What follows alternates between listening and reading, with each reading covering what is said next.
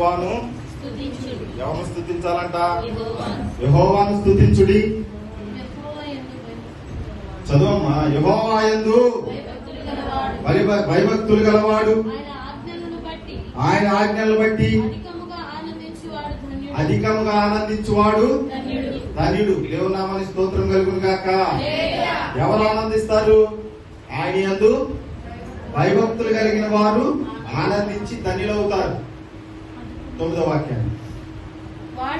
వాడు దాతృత్వము కలిగి ఎవరు? వాడు అన్నాడు. ఎవడు? యెహోవా యందు భయభక్తులు గలవాడు, దాతృత్వము కలిగి, అంటే దయా గుణం కలిగి పేదలకిచ్చును. వాని నీతి నిత్యము పేదలను కనికరించువాడు యెహోవాకే ఎవరికిస్తున్నాడంట డబ్బు? పేదలను కనికరిస్తే మనం ఏం రూపాయి వేస్తాం, 2 రూపాయలు వేస్తాం. పేదలను కనికరిస్తే దేవుడికే అప్పించువాడంట. ఎవరితను? యెహోవా యందు భయభక్తులు, దయాగుణము, దాతృత్వం కలిగిన వాడు. చదువమ్మా.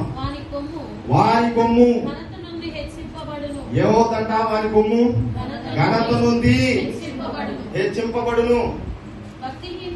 చాలు. దేవుని నామానికి స్తోత్రం కలుగును గాక. యెహోవా యందు భయభక్తులు కలిగి ఆయన త్రోవల యందు నడుచుచు ఆనందించుచు, ఇదిగో ఈ రీతిగా దాతృత్వం కలిగి, దయాగుణము, ప్రేమ, వీటన్నిటి కలిగి పేదలను కనికరించువాడు వాడు ధన్యుడు. దేవుని నామానికి స్తోత్రం కలుగును గాక. దేవునికి అప్పించు అంతవాడు. వాని కొమ్ము ఏమవుతట? ఘనత నుండి హెచ్చింపబడు. వాని కొమ్ము ఘనత నుండి హెచ్చించబడు. ఎవరి కొమ్ము? ఇట్లా పేదలను ప్రేమించి దాతృత్వం కలిగి దేవునికి భయపడి లోబడి భయభక్తులు కలిగి జీవించే వాడి కొమ్ము ఎలా ఉంటదంట? ఘనత నుండి హెచ్చింపబడును. దేవుని నామానికి స్తోత్రం కలుగును గాక. హల్లెలూయా. ఒకరిని హెచ్చించాడు. చూద్దాం. మొదటి సమూయేలు గ్రంథము 10వ అధ్యాయము మొదటి మాటలు ధ్యానం చేసుకుందాం. అప్పుడు సమూయేలు తైలపు బుడ్డిని పట్టుకొని సౌలు తల మీద తైలము పోసి అతని ముద్దు పెట్టుకొని, యెహోవా నిన్ను అభిషేకించి తన స్వాస్థ్యము మీద అధిపతిగా నియమించి ఉన్నాడు అని చెప్పి ఇలాగు సెలవిచ్చెను. ఈ దినమున నీవు నా యొద్ద నుండి పోయిన తరువాత బెన్యామీను సరిహద్దులో సెల్సాహులో నుండు రాహేలు సమాధి దగ్గర 2 మనుషులు నీకు కనబడుదురు. వారు నీవు వెనకపోయిన గార్ధబములు దొరికినవి.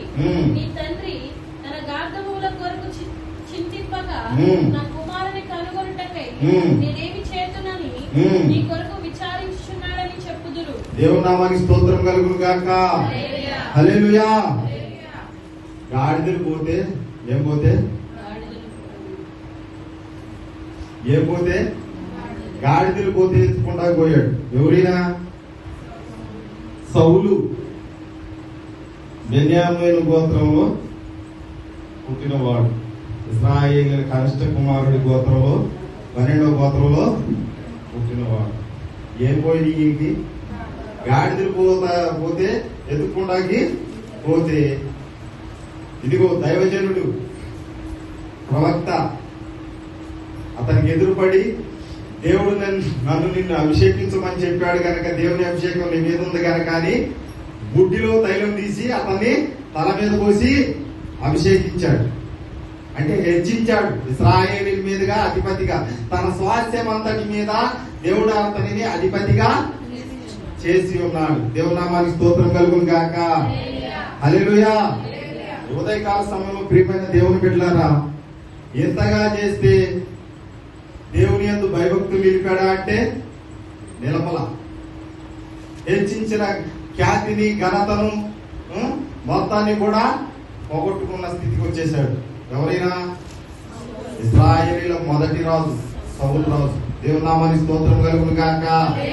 తనను తాను హెచ్చించుకున్నాడే గాని తను హెచ్చించిన దేవుని యందు ఎక్కడ కూడా భయభక్తులు కనబరచల. 16వ అధ్యాయం 22వ వాక్యం చూడండి ఒకసారి.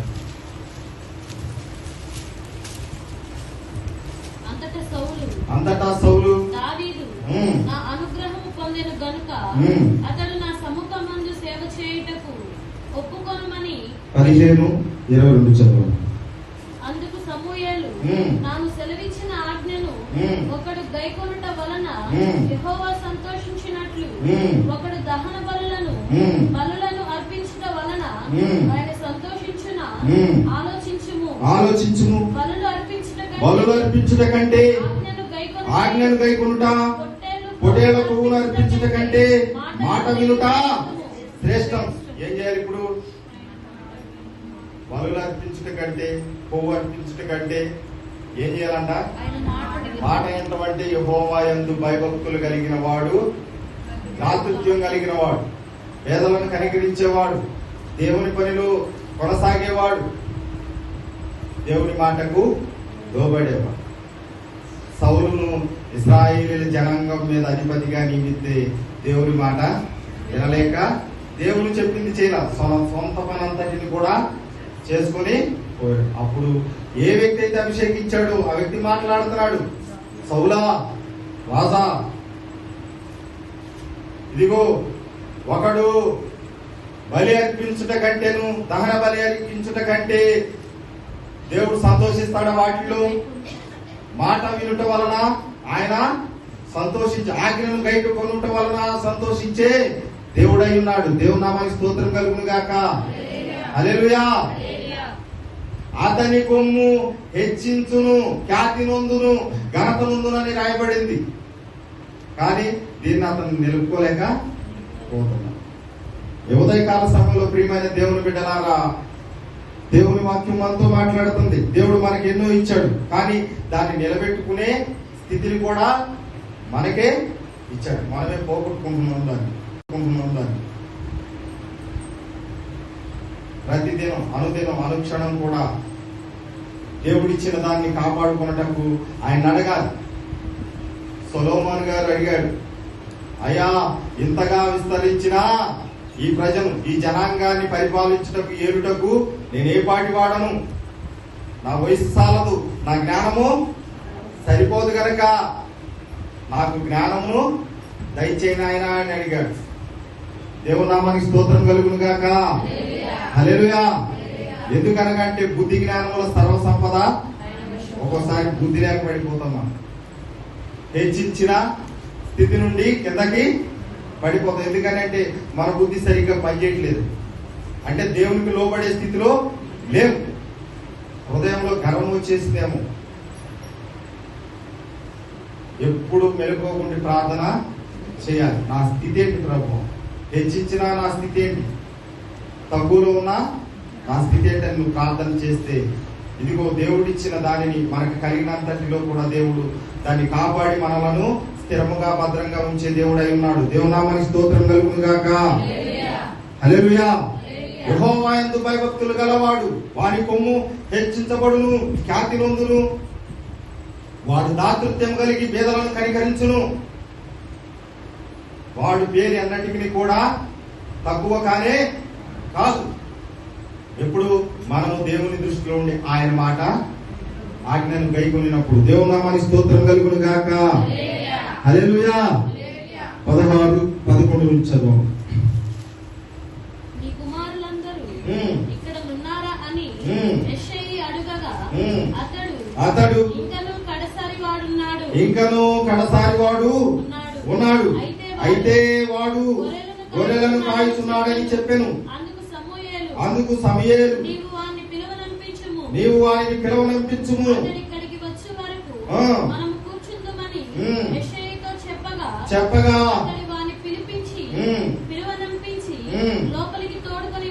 లోపలికి తోడుకొని వచ్చెను. దేవునామానికి స్తోత్రం కలుగును గాక. బెత్లెహేమీయుడైన యూదా గోత్రపు ఈయనెవరు? యెషయి. దావీదు తండ్రి గారితో ఇదిగో సమూయేలు గారు వచ్చి మాట్లాడుతున్నాడు.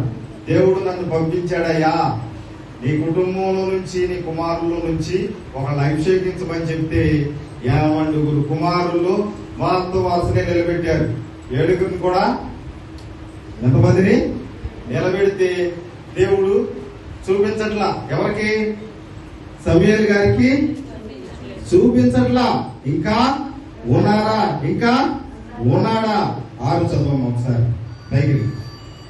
వారు వచ్చినప్పుడు అతడు ఎలియాబును చూచి నిజముగా యెహోవా అభిషేకించువాడు ఆయన ఎదుట నిలిచి ఉన్నాడని అనెను.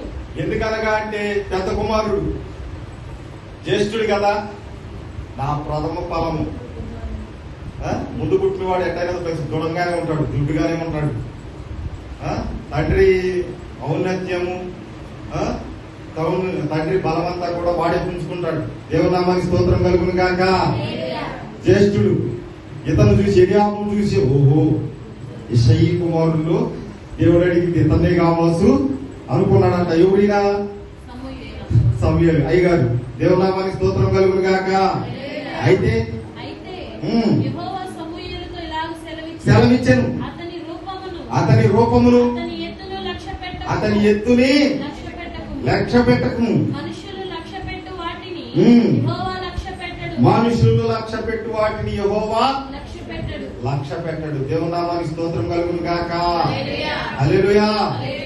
అమ్మో నేనా ఇది చేయగలుగుతానా? అమ్మో నేనా ఇది చేయగలుగుతానని నువ్వు చేయలేవు.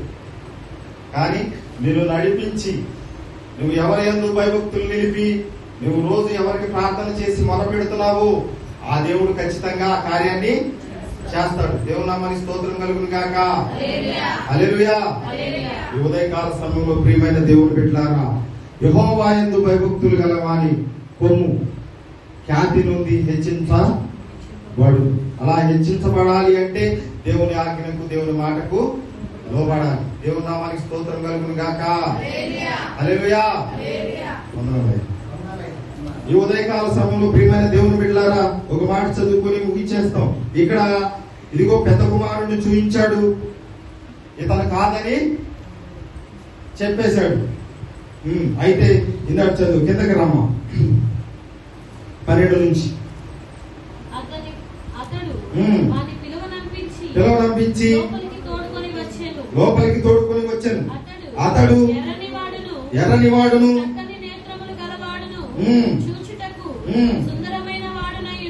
ఉన్నాడు. ఎవరట?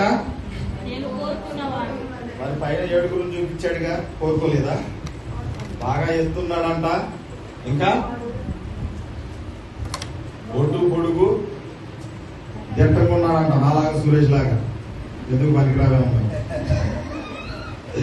దేవుని నామానికి స్తోత్రం కలుగును గాక. మరి దావీదు గారు ఎంత ఉన్నాడు? ఇంగ్లీష్ లో డేవిడ్ అన్నారు, తెలుగులో దావీదు గారు. నేను ఆ ఏం చూపెడుతుంది ఉదాహరణ చెబుతున్నా. దేవుని నామానికి స్తోత్రం కలుగును గాక. మనుషులు పై రూపాన్ని చూసి లక్ష్య పెడతారు. దేవుడు అంతరంగాల్ని పరిశీలించి పరిశోధించి కనుగొనే దేవుడై ఉన్నాడు. దేవుని నామానికి స్తోత్రం కలుగును గాక. హల్లెలూయా. ఈ పని అప్ప చెబితే దీన్ని చేయగలిగిన సామర్థ్యము వీళ్ళకుందా లేదని ఆలోచించేవాడు దేవుడు. మనమేమో సురేష్ పంపిస్తే లేదా మరిదాన్ని పంపిస్తే 4 వేక్షలు డొల్లించుకురాగలరు అని చూసేవాళ్ళం మనం. ఉదాహరణ చెబుతున్నాం. ప్రియమైన దేవుని బిడ్డలారా, ఉదయకాల సమయంలో యెహోవా యందు భయభక్తులు నిలిపాడు. అట్లా నిలిపిన వాడు దాతృత్వం గలవాడు, దయాగుణం కలిగిన వాడు, పేదలను కనికరించేవాడు. వాని నీతి నిత్యం నిలుతుంది. వాని కొమ్ము ఖ్యాతి నుండి ఘనత నుండి హెచ్చింపబడును. సౌలుకి ఇచ్చాడు ఆధిక్యత, కానీ సౌలు నిలుపుకోలేకపోయాడు. ఇక్కడ ఎవరికి ఇస్తున్నాడు? యెషయి కుమారులలో కడగొట్టువాడు ఆఖరి వానికి ఈ ధన్యతను ఇచ్చుచున్నాడు. దేవుని నామానికి స్తోత్రం కలుగును గాక. హల్లెలూయా. 16వ అధ్యాయం మొదటి నుంచి చదువు. సమూయేలుతో ఇలాగ సెలవిచ్చెను, ఇశ్రాయేలు మీద రాజుగా ఉండకుండా నేను విసర్జించిన సౌలును గూర్చి నీవెంతకాలము దుఃఖితువు. నీ కొమ్మును తైలముతో నింపుము. బెత్లెహేమీయుడైన యెషయి యొద్దకు నిన్ను పంపుచున్నాను. అతని కుమారులలో నేనొకరిని రాజుగా నియమించుదును. దేవుని నామానికి స్తోత్రం కలుగును గాక. ఇందాక బుడ్డి తీసుకుని వెళ్ళావు, కుదరలేదు మాట. బుడ్డి మాట వెళ్ళ. ఈసారి కొమ్ము తీసుకెళ్ళి బలంగా ఉంటది. కొమ్ములో తైలం నింపుకో. ఇదిగో బెత్లెహేమీయుడైన యెషై కుమారులలో నేను ఒకరిని చూపెడతాను. అతని కొమ్ము ఖ్యాతి నుండి హెచ్చింపబడదు పడును. నేను అలాగ అతన్ని ఆశీర్వదిస్తాను. అతనిని ఇశ్రాయేలు మీద రాజుగా చేసి అతని ఖ్యాతిని, అతని పేరుని నేను హెచ్చించి కనపరుస్తానని దేవుడు సెలవిచ్చిన రీతిగా దావీదు మహారాజుని ఇదిగో కొమ్ముతో అభిషేకిస్తున్నాడు. దేవుని నామానికి స్తోత్రం కలుగును గాక. ఎందుకనగా అంటే దావీదు గారు దేవుని యందు భయభక్తులు నిలిపినవాడు. అతని నీతి నిత్యము నిలిచే ఉంటది. ఉదయకాల సమయంలో ప్రియమైన దేవుని బిడ్డలారా, ఎంతగా నిలిచింది అంటే సౌలు రాజుకు 1000 అన్నారు, దావీదుకు రాజుకేమో 1000 అన్నారు, ఈ వ్యక్తికేమో 10,000 అన్నారు. ఎందుకు అనగా అంటే ఇక్కడ చూడమ్మా 18వ వాక్యం చూడండి, ముగించేసుకున్నాం. 16-18 చిత్తగించుము.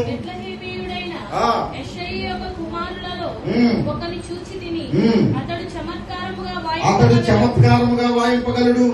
అతడు బహుశూరుడును యుద్ధశాలిను మాట నేర్పరియు రూపవసినై ఉన్నాడు. మరియు యెహోవా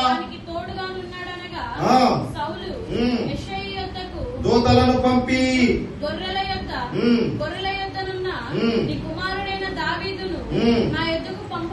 నా యొద్దకు పంపుమనెను. దేవుని నామానికి స్తోత్రం కలుగును గాక. యుద్ధం ఎవరు చేయాలి? సౌలు రాజు చేయాలి. ఎవరి కోసం పంపిమన్నాడు? గొర్రెలు కాసుకునే. దేవుని నామానికి స్తోత్రం కలుగును గాక. హల్లెలూయా. మనం ఎప్పుడైతే దేవుని యందు భయభక్తులు నిలుపుతామో, మనం ఎక్కడున్నా గాని దేవుడు మనలను పిలిచి ఇదిగో ఆయన స్థానంలో నిలబెట్టి మన కొమ్మును హెచ్చించి దానికి పేరును, ఖ్యాతిని, ఘనతను తీసుకొచ్చి ఈ రీతిగా దేవుడు ఇదిగో ప్రజల ఎదుట తన దాసుని నిలబెట్టి కనపరిచే దేవుడు అయి ఉన్నాడు. దేవుని నామానికి స్తోత్రం కలుగును గాక. హల్లెలూయా.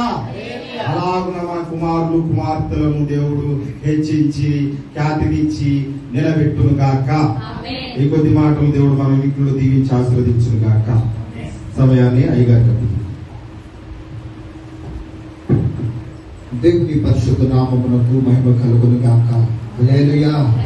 అందరూ చూద్దాం. హల్లెలూయా. దేవుడు ప్రేమించి ఈ యొక్క పరిశుద్ధ దినాన్ని ప్రభు మనకి ఇచ్చారు. ఇంతవరకు చక్కటి మరి ఆరాధన క్రమములో ఉంచారు. చక్కటి దైవ సందేశం అందించడానికి ఈరోజు మొదటి ఆదివారం కనుక రాత్రి ఆలెన్ ప్రేయర్ ఉంది. మరి ఆలెన్ ప్రేయర్లో మరి సురేష్ బాబు అలాగే మరి మన బిడ్డలు మరి అక్కడికి వచ్చారు, బాగా చూసుకున్నారు. మరలా బయట నుండి వచ్చేవాళ్ళు అంటే ఆటనగర్ నుంచి మరి వణుకూరు బల్లగూడు నుంచి పగలు వస్తారు.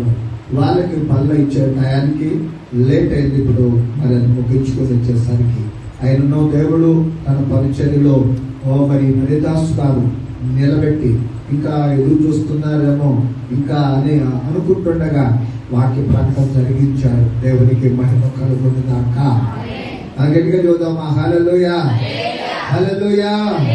సంఘములో ఒక బిడ్డను దేవుడు చేర్చారు.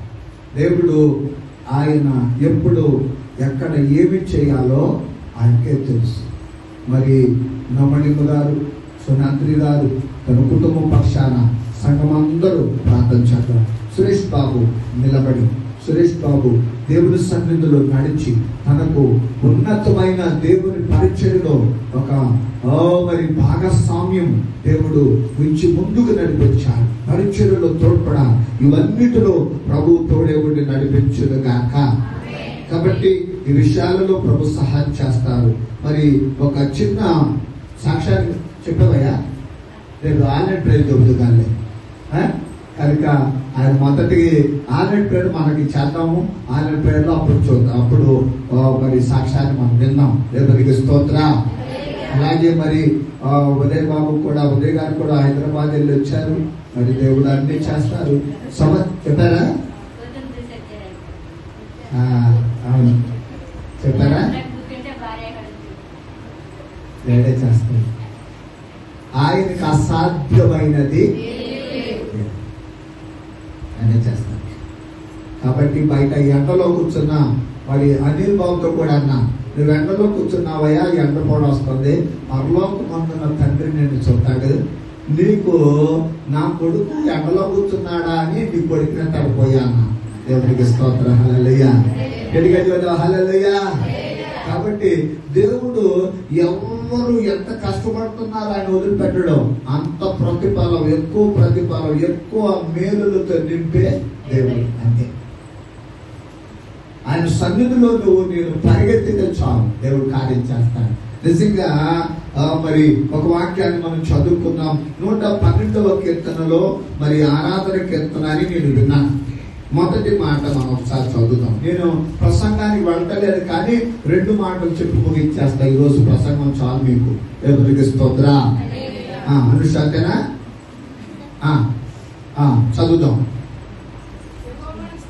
యెహోవాను స్తుతించుడి, యెహోవా యందు భయభక్తుల గలవాడు ఆయన ఆజ్ఞలను బట్టి అధికముగా ఆనందించువాడు ధన్యుడు.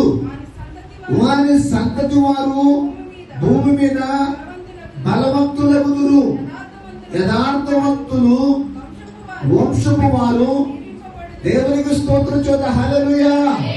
ఇక్కడ దేవుని స్తుతించమని చెప్తూ 111 కీర్తన, 112 కీర్తన వెంటనే కలిసి ఉన్నటువంటి కీర్తనలు, ఆ భాగములు చెప్తూ అంటాడు కదా, ఆయనను స్తుతించాలి, దేవునిని స్తుతించాలి, దేవునిని ఘనపరచాలి అంటున్నాడు. దేవుడు సన్నిధిలో ఎప్పుడైతే మనం స్తుతిస్తూ ఉంటామో దేవుడు నీ వెంట ఉంటానే ఉంటాడు. కష్టాలు వస్తా ఉంటే, బాధలు వస్తా ఉంటే, ఇరుకులు వస్తా ఉంటే, ఇబ్బందులు వస్తా ఉంటే, సమస్యలు వస్తా ఉంటే, అయినను దేవుని స్తుతించడం మానకూడదు. దేవునికి స్తోత్రం.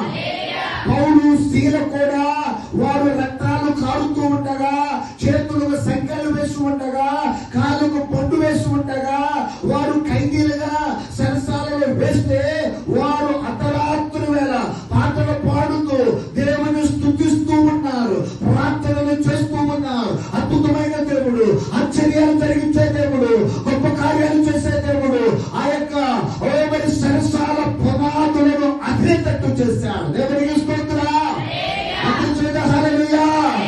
ఆయన పునాదులు అదిరితే అక్కడ అందరి పథకాలు ఊడిపోయినాయి, సరసాల తలుపులు తెరవబడ్డాయి. దేవుడు ఒక అద్భుతం చేశాడు. దేవుని స్తుతిస్తే ఏ కుటుంబంలో స్తుతిస్తారో ఆ కుటుంబానికి అద్భుతాలు, ఆశ్చర్యాలు జరుగుతూ ఉంటాయి, గొప్ప కార్యాలు జరుగుతూ ఉంటాయి, మేలును చేస్తాడు దేవుడు. ఆయన తన బిడ్డలను ఆ స్థితిలోనే ఉంచాడు. స్థితిగతులను మార్చే దేవుడు, ఉన్నత స్థితిని ఇచ్చే దేవుడు, ఈ కన్నీరు తుడిచే దేవుడు, ఈ దుఃఖాన్ని తీసివేసే దేవుడు, నీకున్న బాధను తొలగించే దేవుడు. నీవు ఏమైతే నలిగిపోతామన్నావో, ఏమైతే బాధపడుతున్నావో, ఏమైతే హింసపడుతున్నావో, ఏమైతే అనేకమైన సమస్యల మధ్యలో కొట్టులాడుతూ ఉన్నావో, నీ స్థితిని మార్చేది ఆయనలో స్థితి వల్లనే. దేవునికి స్తోత్రం. హల్లెలూయా. హల్లెలూయా. దేవుని స్తుతించినప్పుడు దేవుడు నిన్ను బలపరుస్తూ ఉంటాడు, దేవుడు నిన్ను ధైర్యపరుస్తూ ఉంటాడు, దేవుడు నీకు అండగా నిలబడతాడు, దేవుడు నీకు ఆధారముగా ఉంటాడు, దేవుడు నీకు తోడుగా ఉంటాడు. ఏ విషయంలో వెనక నిన్ను ఉంచడం, వెనక లైన్ కాదు మంది, ఫస్ట్ లైన్. దేవునికి స్తోత్రం. అందరూ చెప్పలు పడి ప్రభుత్వం మొదటి సంఖ్యలోనే ఉండాలి మనం, మొదటి లైన్లోనే ఉండాలి మనం, మొదటి వారిగానే మనం ఉండాలి. అంతే. దేవుడు మనకు సహాయం చేస్తానుకున్నాడు దేవుడు. అందుకోసం ఇక్కడ ఆ మాట అంటాడు, ఆయన యందు భయభక్తులు గలవాడు. ఎవరు స్తుతిస్తాడంటే ఆయనందు భయభక్తులు కలిగి, ఆయనందు భయభక్తులు కలిగి ఆయన ఆజ్ఞలను బట్టి అధికముగా. ఎంత అంటే అధికముగా చేసే పని దేవుడు అధికముగా ఇంకా చేయాలేమో, ఇంకా పోరాడాలి, సమస్యలు వచ్చినాయా, బాధలు వచ్చినాయా, ఇబ్బందులు వచ్చినాయా, అయినా నా దేవునికి నేను దూరం, నేను కాకూడదు నేను అని ఒక నిర్ణయం చేసుకుంటా. చూసావా? అది ఎవరు చేశారంటే ఆ మాట ఊసు దేశంలో అంటాడు. ఏబు గ్రంథం 1వ అధ్యాయం 1వ వచనం. ఒకే ఒక మాట చదివి ముగించేస్తా. ఏబు గ్రంథము 1వ అధ్యాయం 1వ వచనం. ఊసు దేశమునందు. యోబు అనే ఒక మనుష్యుడుండెను. దేశంలో ఎంతమంది ఉంటారు? మా అత్తమ్మ గారు, చాలా. మా అత్తమ్మ గారు నువ్వు, మా అత్తమ్మ గారు ఎంతమంది ఉంటారు? ఊళ్ళో చాలా మంది ఉంటారు. కానీ ఎవరట? అదిగో ఊసు దేశంలో ఒక మనుషుడు ఉంటేనంటున్నాడు. ఎవడ మనుషుడట? చదువుదాం. యోబు అనే ఒక మనుషుడుండెను. అతడు యథార్థవంతుడు. చాలా మంది యథార్థతలో లేరు, చాలా మంది భక్తులు లేరు, చాలా మంది విశ్వాసములో లేరు, చాలా మంది దేవుని భయములో లేరు, చాలా మంది దేవుని విధేయతలో లేరు, చాలా మంది వారి పనుల్లో ఉన్నారు, వారు లోకములో ఉన్నారు, వారు పాపములో ఉన్నారు, వారు చెడుగులో ఉన్నారు, వారు లోకములో ఉన్నారు. వారి గురించి మాట్లాడుతున్న దేవుడు ఒకే ఒక వ్యక్తి, దేవుని నమ్ముకున్న వ్యక్తి, దేవుని ప్రేమించే వ్యక్తి, దేవుని ఆజ్ఞలను లోబడే వ్యక్తి, దేవుని ఎందు భయభక్తులు కలిగిన వ్యక్తి, అధికముగా ఆనందించే వ్యక్తి వేబడిన మనుష్యుడు. దేవునికి స్తోత్రం. వేబడిన మాటకు అర్థము హింసింపబడుట. ఒక్కొక్కసారి హింసలు వస్తాయి, ఒక్కొక్కసారి ఇబ్బందులు వస్తాయి, ఒక్కొక్కసారి కష్టాలు వస్తాయి, ఒక్కొక్కసారి దెబ్బలు తగులుతాయి, ఒక్కొక్కసారి శ్రమలు వస్తాయి, ఒక్కొక్కసారి భయంకరమైన అపాయాలు వస్తాయి. దేవునికి స్తోత్రం. ఆయనను దేవుడు విడిచిపెట్టడు, ఆయనను దేవుడు మర్చిపోడు, ఆయనను దేవుడు నిన్ను దాటి వెళ్ళడు, ఆయనను దేవుడు నీకు తోడే ఉంటాడు. దేవునికి స్తోత్రం. హల్లెలూయా, హల్లెలూయా. నమ్మదగిన దేవుడు నీకు తోడుంటాడు, నమ్మదగిన దేవుడు నిన్ను ఆదరిస్తాడు, నమ్మదగిన దేవుడు నిన్ను బలపరుస్తాడు. ఏమైనా మనుషులు ముందు దేశంలో ఉంటే ఆ వ్యక్తి పేరు రాస్తున్నాడు దేవుడు. ఆ మనుషుడు ఎలాంటి వాడంటే అర్థవంతుడు, న్యాయవంతుడై దేవుని యందు భయభక్తులు కలిగి. ఏ వాక్యం అంటే మనం చదువుకుంది? భయభక్తులు కలిగిన వ్యక్తి.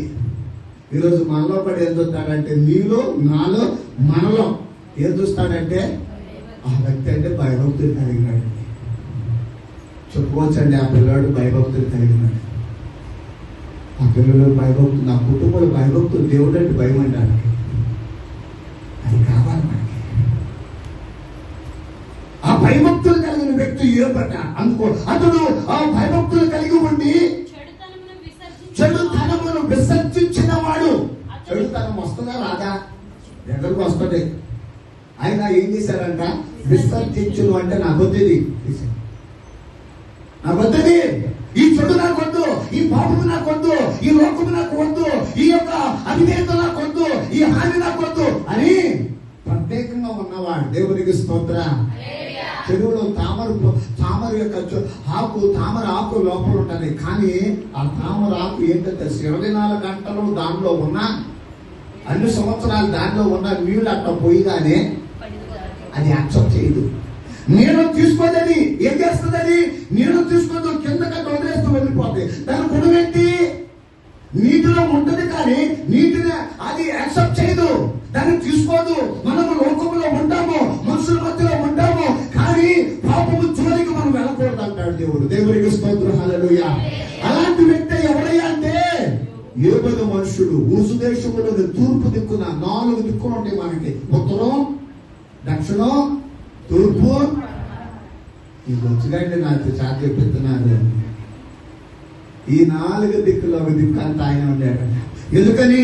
భయభక్తులు కలిగి ఉన్నాడు. అలాంటి వ్యక్తికి వచ్చే బాధలు ఒకసారి వచ్చేసి బిడ్డలందరూ 10 మంది చనిపోయారు, ఒకసారి వచ్చేసి ఆస్తి అంతా పోయింది, ఒకసారి వచ్చేసి అతడి శరీరం అంతా కూడా అదిగో ఆ విధమైన దురదలతో అతడు చిన్న పెంకు తీసుకొని గోపుతా ఉన్నాడు. అతడు తన రూపం అంతా మారిపోయింది.